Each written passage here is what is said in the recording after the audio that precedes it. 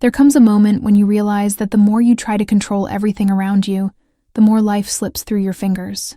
People, results, money, recognition, nothing seems to respond. And that happens because your focus is in the wrong place. The biggest turning point doesn't come when you change the outside world, but when you decide to sort out the mess within. A confused mind creates a confused life. Disorganized emotions lead to bad decisions. And bad decisions create cycles that repeat themselves. Focusing on yourself isn't selfish. It's responsibility. It's understanding that when your mind aligns, your energy shifts. When your energy shifts, your choices change. And when your choices change, everything else starts falling into place almost effortlessly. The right people show up, opportunities appear, doors open, not because you forced them, but because you're finally in sync with yourself. Getting your life together doesn't require perfection. It requires clarity, consistency, and the courage to stop losing yourself trying to please, prove, or keep up with others. If this message already makes sense to you, hit the like button, subscribe to the channel, and stick with me, because organizing your mind might be exactly what's missing for everything to start flowing. First topic: stop trying to find yourself while still abandoning yourself. For a long time, I thought I needed to find myself. I read books, watched videos, searched for answers outside of me, as if somewhere out there was a ready-made version of me waiting to be discovered. But the truth is more uncomfortable. No one finds themselves while continuing to abandon themselves every single day. Self-abandonment is saying yes when you mean no. It's ignoring your exhaustion, suppressing your feelings, living on autopilot just to keep up. It's taking care of everyone but yourself, and then wondering why life feels like a mess. The external chaos is almost always a reflection of that quiet internal abandonment. I realized this when I found myself exhausted for no apparent reason. Nothing was really wrong, but everything felt heavy. That's when I asked myself, honestly, for the first time, when did I stop listening to myself? The answer hurt, because it had been a while. I was so busy trying to meet expectations, please people, and keep up, that I had forgotten to exist for myself. Focusing on yourself starts with a simple yet powerful gesture: coming back. Coming back to listen, to respect, to prioritize yourself and without guilt. It's not about making massive changes all at once. It's about stopping the small daily betrayals. When you stop abandoning yourself, your mind naturally begins to reorganize. Because now there's someone in charge, you. Comment: I choose not to abandon myself anymore. This statement marks the beginning of your return to yourself. Second topic: organize your mind before trying to organize your life. A lot of people try to fix their lives from the outside in.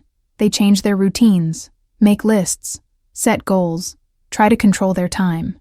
But none of that holds when the mind is in chaos. Disorganized thoughts lead to messy decisions, and messy decisions create an unstable life. Before any external change, there's an internal mess begging for attention. I realized this at a time when my schedule was packed, but my head was drained. I was doing everything right, yet I was constantly tired, irritable, and unfocused. That's when I understood it wasn't a lack of discipline. It was too much mental noise. Thoughts about the past, worries about the future, constant comparisons. My mind never rested. So I started small. Every day, before any task, I'd take a few minutes to write down whatever was crowding my head.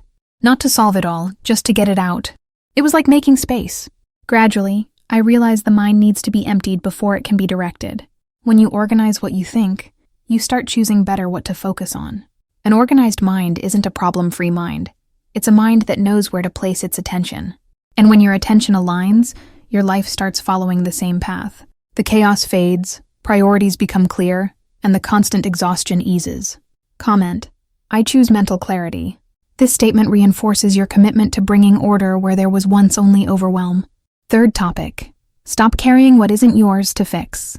One of the biggest causes of internal chaos is the habit of carrying weights that aren't yours. Other people's problems, outside expectations, responsibilities you never consciously chose.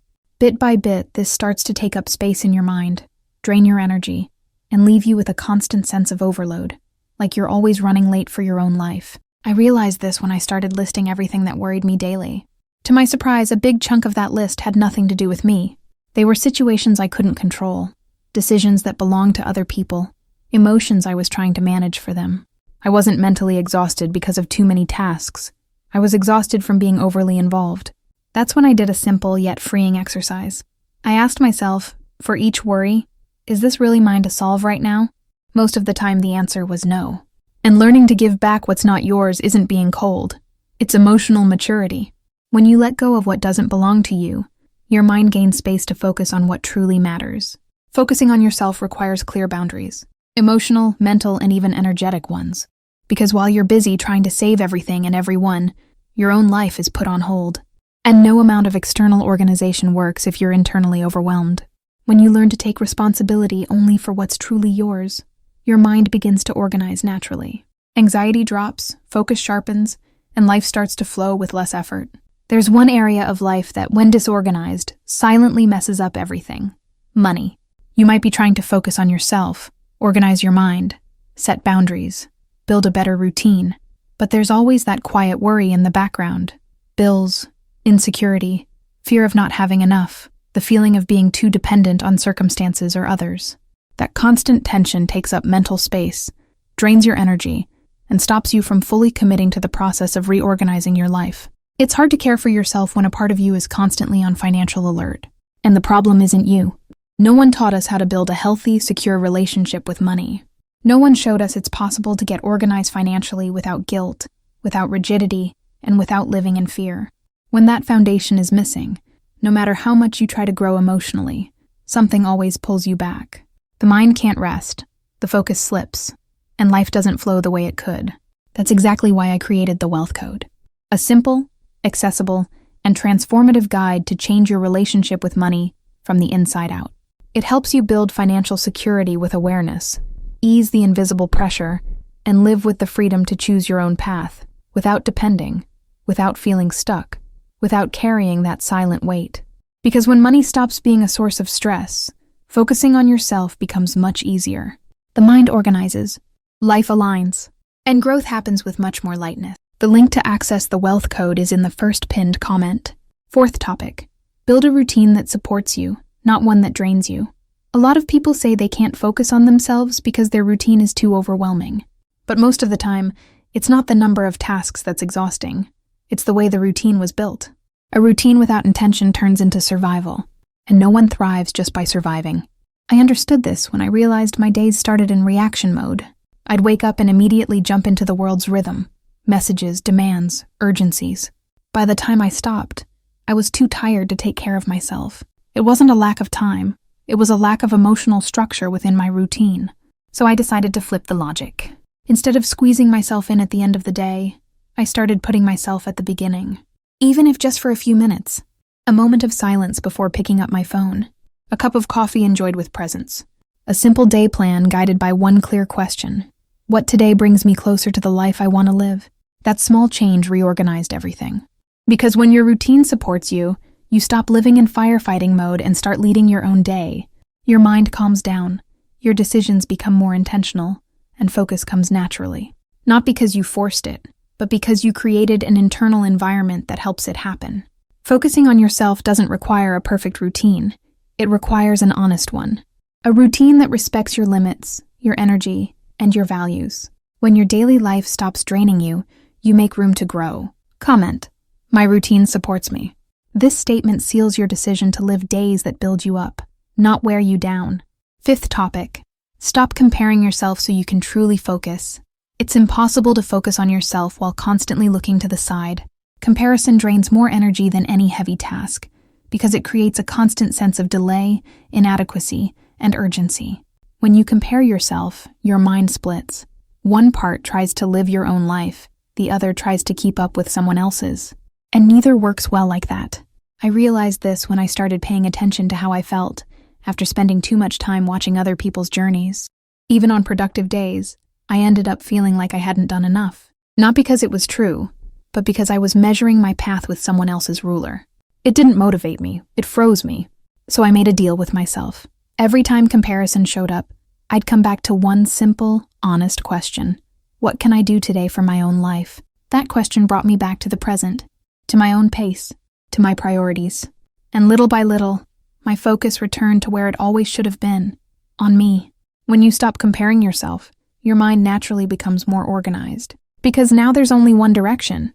You stop wasting energy trying to prove something and start using it to build something. And that changes everything. Focusing on yourself isn't isolating from the world. It's refusing to be distracted by paths that aren't yours. When you respect your timing, your life begins to move forward with more ease and consistency. Comment: I follow my own pace. This statement reinforces your choice to walk with focus, presence, and authenticity. Sixth topic: learn to silence the excess so you can hear yourself. A lot of mental clutter doesn't come from what's missing, but from what's overflowing.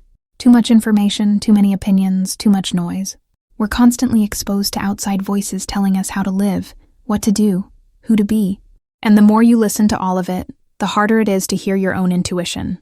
Focus gets lost because your mind never has enough silence to align. I noticed this when I started feeling constantly confused, even without any big problems. I was following too much advice, absorbing too many expectations, consuming too much content. My mind was full, but empty of direction. That's when I realized that clarity doesn't come from accumulation. It comes from silence. So I started creating intentional pauses. Moments without my phone, without music, without stimulation. At first it felt uncomfortable. The silence seemed strange, almost threatening. But little by little something shifted. I began to notice thoughts that had been buried, desires I had ignored, boundaries I needed to set. The silence brought me back to myself. When you learn to quiet the excess, your mind begins to organize itself, because now there's space for discernment. You stop reacting and start choosing. And that brings a kind of peace that doesn't rely on anything external. Focusing on yourself requires the courage to turn off the world for a few moments. But in that space, you reconnect with your own voice, and it always knows the way. Comment: I choose the silence that brings me clarity. This statement represents the decision to listen more to yourself than to outside noise. Seventh topic: stop reacting to everything and start choosing consciously. When you live in reaction mode, you lose focus without even noticing. You react to messages, opinions, other people's urgencies and expectations that often aren't even yours. Little by little, your life becomes a series of automatic responses, not conscious choices. The mind gets tired because it never rests. It's always putting out fires that didn't need to be lit in the first place. I realized this on a regular day, when I ended the afternoon feeling exhausted, but couldn't quite explain why. Nothing major had happened, but I had reacted to everything. Every notification was answered. Every request got a reply. Every other person's issue became a priority. By the end of the day, it felt like I hadn't lived my own day at all. That's when I understood that focus requires pause. It requires space between stimulus and response. So I started practicing something simple but powerful, not responding to everything right away, breathing before deciding, asking myself, does this really need my energy right now? Often the answer was no, and every conscious no was actually a yes to myself. When you stop reacting, your mind gets organized, because now you choose where to place your attention, time, and energy. And that builds a calmer, more aligned, and much more intentional life. Focusing on yourself is learning that not everything is urgent, not everything is a priority, and not everything is yours to fix. When you understand that, everything else starts falling into place almost on its own. Comment: I choose consciously. This statement marks the shift from automatic reactions to a life guided by real choices. Eighth topic: accept that not everything needs to be solved right now. A big part of anxiety comes from the belief that everything has to be fixed immediately, as if postponing were failure, as if not having answers meant you were incapable. This constant rush creates a restless mind and a disorganized life because you're trying to control things that are still in progress. And processes take time. I learned this during a phase when nothing seemed to move forward. The more I tried to solve everything at once, the more confused I became. It felt like pulling on multiple threads at the same time, none of them untangled. Only when I accepted that some things needed time to mature did something shift. I stopped forcing clarity that wasn't ready yet, and paradoxically that brought immediate relief. Accepting that not everything needs a solution right now isn't giving up. It's trusting. It's understanding that some answers only appear when you take a few more steps. When you organize what's within your reach today, tomorrow starts to unfold more naturally. Focusing on yourself also means learning to live with the not yet. It's knowing that not having everything figured out doesn't mean you're lost. It means you're under construction. When you respect the timing of things, your mind slows down, and your life starts to organize at the right pace. Clarity doesn't come from rushing. It comes from being present. Comment: I trust the timing of my life. This statement marks the decision to let go of excessive control and allow the path to unfold step by step. Ninth topic: when you get organized on the inside, the world starts to respond. There's an almost invisible turning point in transformation when you realize something has shifted.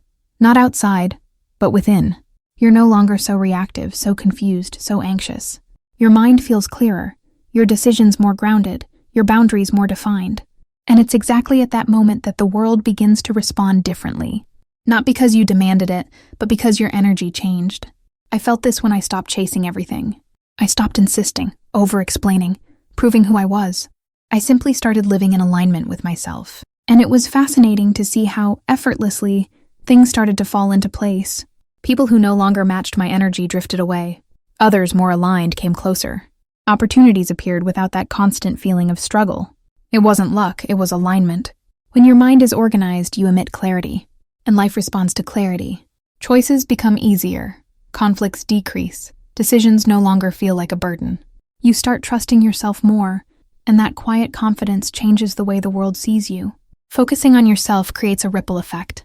When you create order inside, you stop creating chaos outside. And when you stop creating chaos, everything starts flowing, with less effort, less anxiety, and fewer expectations. Here's one of the least talked about truths. Life doesn't respond to force. It responds to alignment. Comment. When I get organized, everything flows. This statement seals the understanding that internal order is the trigger for a lighter, more coherent life. 10th topic. When you choose yourself, life stops demanding so much. There comes a point when life starts to feel simpler. Not because the problems disappeared, but because you stopped fighting against yourself. When you truly choose yourself, something changes in your dynamic with the world. You no longer live trying to compensate, prove, chase, or explain yourself all the time. You begin living from a place of internal stability. I felt this when I realized I no longer had to force anything. I didn't need to convince anyone, speed up processes, or overload myself to feel worthy. I just did what needed to be done, with presence and clarity. And the most surprising thing was noticing that the less I betrayed myself, the less life pushed back. Conflicts faded, decisions became easier, and what once felt heavy started to resolve more naturally. When you're organized on the inside, life stops pushing you outside. Because now someone is finally occupying their own space. Focusing on yourself creates a solid foundation, and a life built on a solid foundation doesn't fall apart with every little storm. You realize you don't need to control everything. You just need to be aligned with yourself. And when that alignment happens, the rest really starts to come. Not by luck, but because you're no longer blocking the flow trying to be everything for everyone but yourself. Comment, I choose myself every day. And this is the most important decision of all, to live your own life with awareness and presence. Focusing on yourself is the most direct path to organizing your mind, your life, and your choices. When you stop abandoning yourself, organize your thoughts. Let go of burdens that aren't yours. Build a routine that supports you. Stop comparing yourself. Quiet the excess. Choose with intention. Respect the timing of things, and trust your internal alignment. You create something rare, emotional stability. And stability changes everything. Because when you're well with yourself, you don't live in desperation. You don't settle for less. You don't chase what doesn't choose you. You simply live with clarity, focus, and lightness. If this video made sense to you, hit the like button, subscribe to the channel, and drop this in the comments. When I focus on myself, everything flows. Because life always responds to those who have the courage to get organized on the inside first.